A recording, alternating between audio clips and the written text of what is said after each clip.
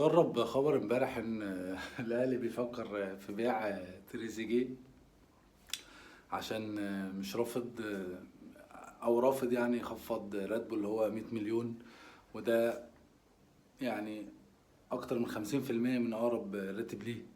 ف اتسرب عن طريق الاعلام، عن طريق امير هشام وبعض الناس اللي اتكلموا في الموضوع، ان سيد عبد الحفيظ بيدرس ان هو الاهلي يبيع تريزيجيه، واوريدي جايله عروض في الخليج وبأرقام كويسة. ناس بتقول مليون دولار، ناس بتقول مليون ونص.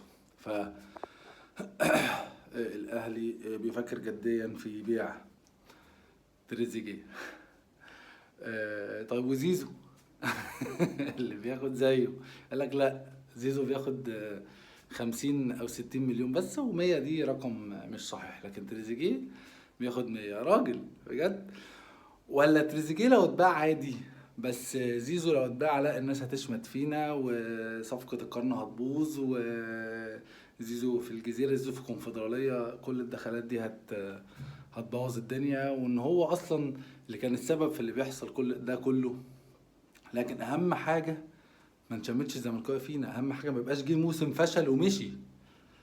لكن تريزيجيه عادي، تريزيجيه ده ابن الاهلي وعادي يعني، مع ان لو حسبتها هو تريزيجيه هو احسن لعيب في الاهلي السنة دي.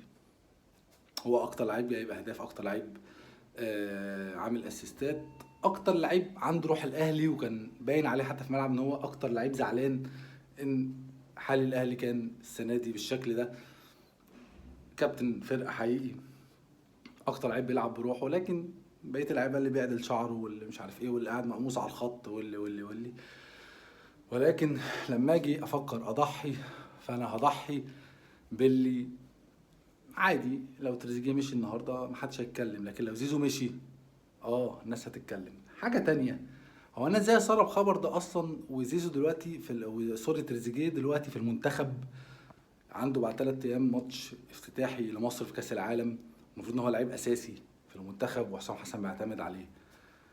ولا انت لما انا اقول مثلا ازاي ما تاخدش لعيبه من الزمالك بطل الدوري، وازاي تقول لي انت مش وطني ومش عايز تشجع المنتخب، وانا لكن انا وطني قوي وبحب المنتخب قوي. انت بتحب المنتخب قوي عشان على هواك وفي مصلحتك دلوقتي، لكن لما جت على مشاكل جوه عندك، ولما جت ان انت عايز تخفض راتب تريزيجيه اللي اتكلمت معاه قبل ما يروح كاس العالم ورفض، وقلت له طب لما ترجع هنتكلم، ولما راح هناك بتسرب خبر انك هتبيعه، انت كده مش همك المنتخب في حاجه، انت همك الاهلي بس.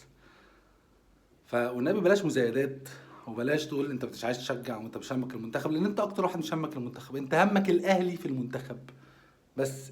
ايه استفاده الاهلي من المنتخب ده بس؟ وهعمل لكم فيديو تاني وحلقة ابين لك قد ايه في فترات سابقة انت فضلت الاهلي عن المنتخب، ودي مش محتاج اعمل لها فيديو، دي كلنا عارفينها. لكن النبي بلاش مزايدات.